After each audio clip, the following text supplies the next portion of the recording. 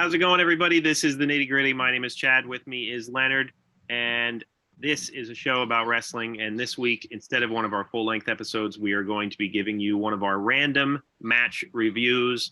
And in this case, it was my turn to choose the match.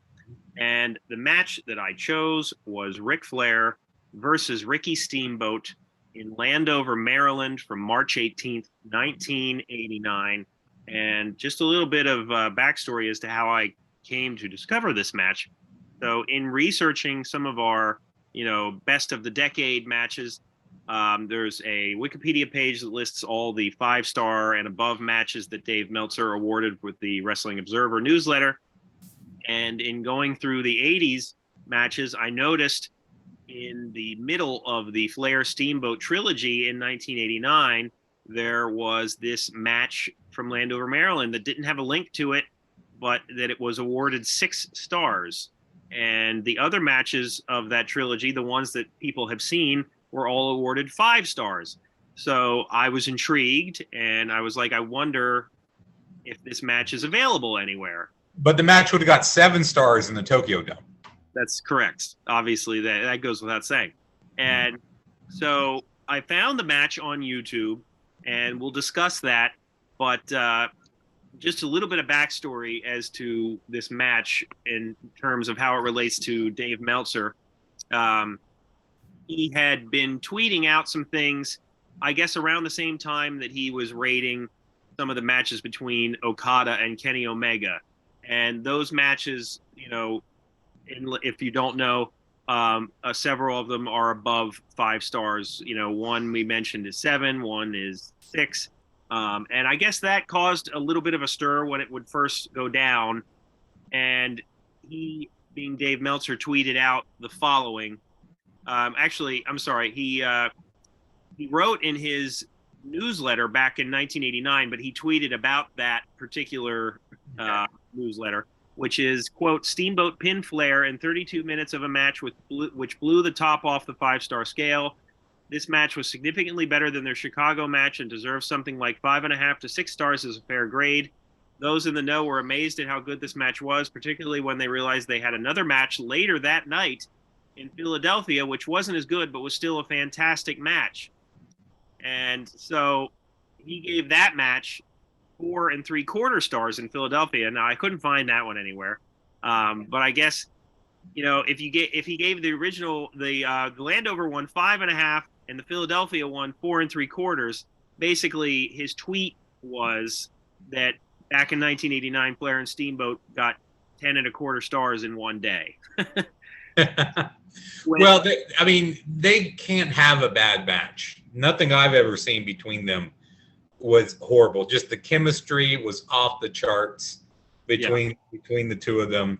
And here's the thing, like, they had a template and they had a formula, but it wasn't paint by numbers. And I think this match that we're going to talk about shows that, because there was a lot of things that they did here that I don't remember seeing them having done in those other matches. Right.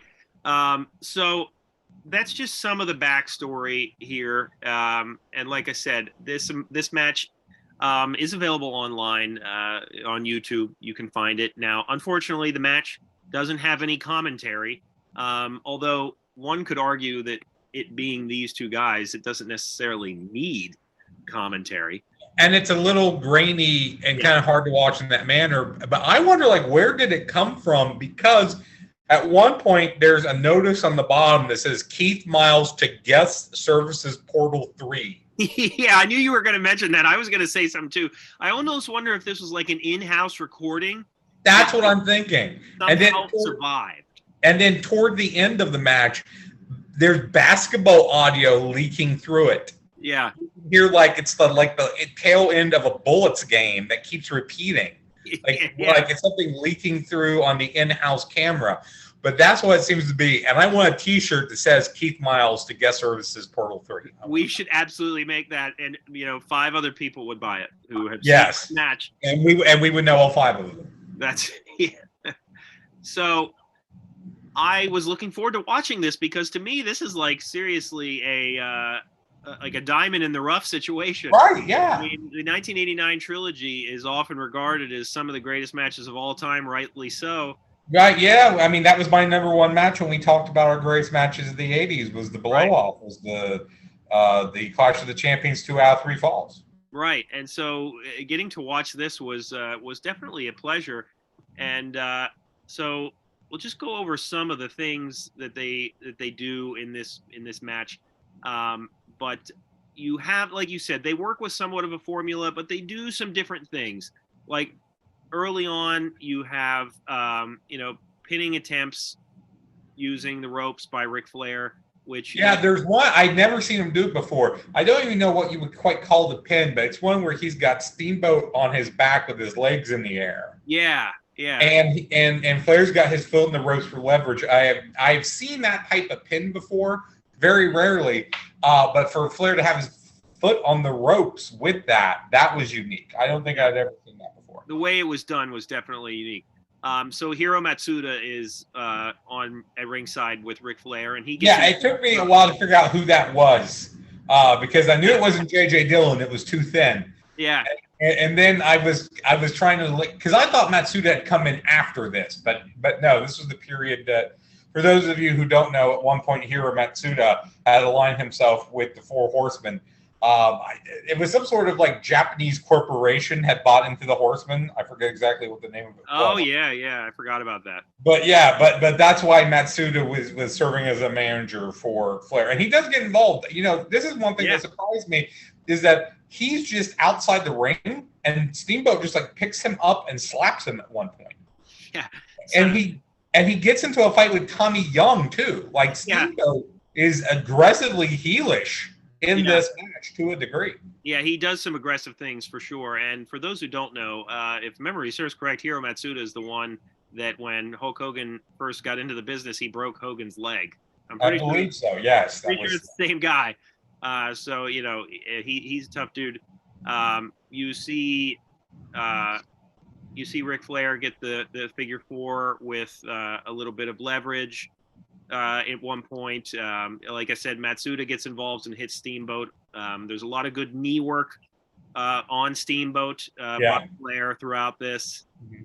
You have 2 Flair face plants in this match. Yes. I counted them, and there are never too many Flair face plants. No, you also get the Flair flipping over the turnbuckle and running the apron. But he lands it. There's one crossbody. Yes. There's one point where he lands the crossbody. There's another one where he does it and Steamboat chops him. Yeah. Yes. Yeah. They do that twice. You're right. Yeah. So that's in there twice as well. Yeah. There's a chop over the railing. At one point, they do some stuff on the outside. There's a lot of good persistent pin attempts by Flair that I thought was cool. The last 10 minutes of the match, this, I think, because it was about 30 minutes instead of the 45 or 60-minute matches they were doing, there seemed to be more of an urgency and an aggressiveness and a faster pace. Like the first 10 minutes I thought were pretty good. The second 10 minutes I thought was like really good. And the last 10 were like amazing. Right. And there were so many near falls and pin attempts and different types of near falls and different types of pins and different types of moves leading to pins. It was just, I don't think I've ever seen that many pin attempts in such a short span of time. No, I agree. It's like the last about 10 minutes of this match. Yeah.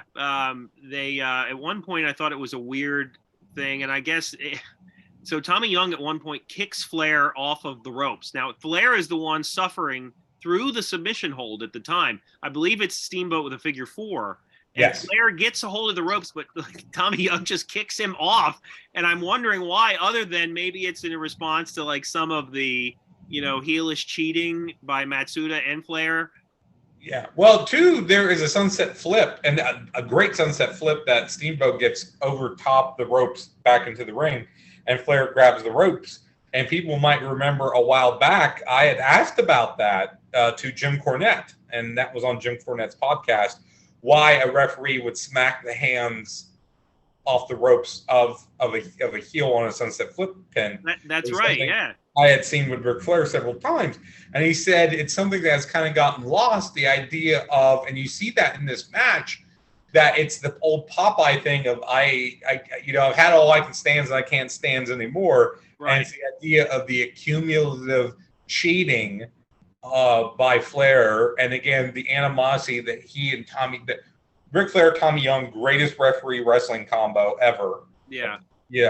And you can see as the match builds, Young just gets tired of Flair's shit, and that's I think why he does it. Yeah.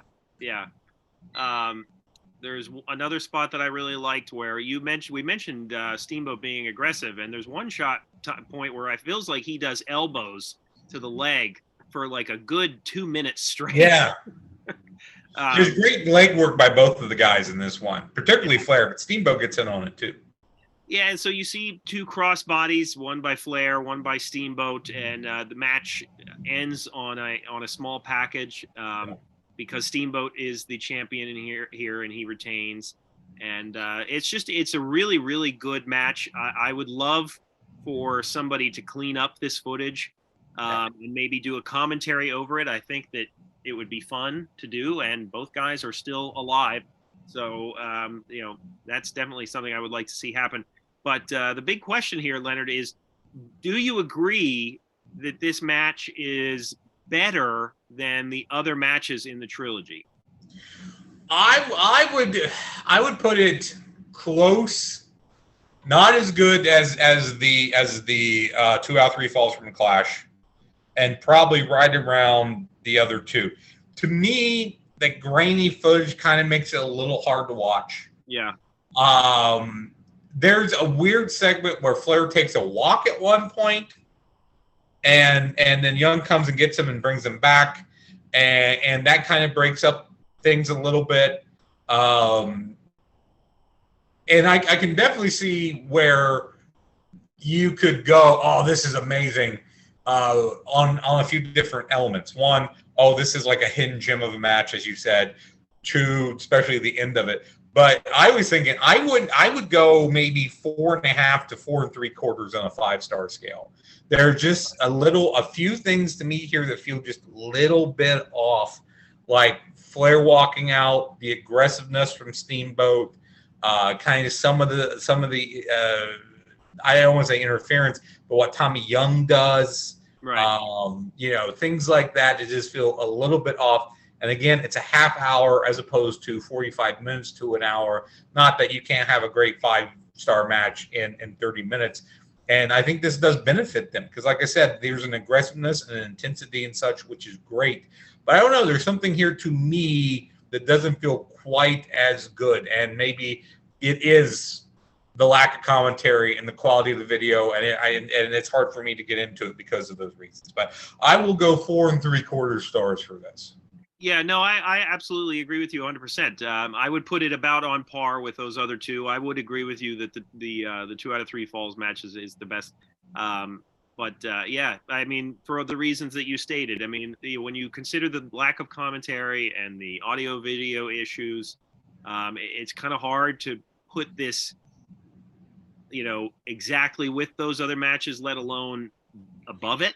But very much worth watching. And I forgot to mention, this is between the Chi-Town Rumble and the Clash of the Champions 6. I mentioned that it was in the middle of the trilogy, but yes, that's where it falls. It falls between those two events. So, yeah, absolutely. This is well worth watching. If you're a hardcore wrestling fan, this is something that you should see just because it's very rare that you can see a match that between two guys that had such great chemistry that a lot of people haven't seen. I mean, Flair on other DVDs and documentaries has said that, for a period of like 6 months to a year, he would wrestle Ricky Steamboat like all the time. And so they probably never had a bad outing.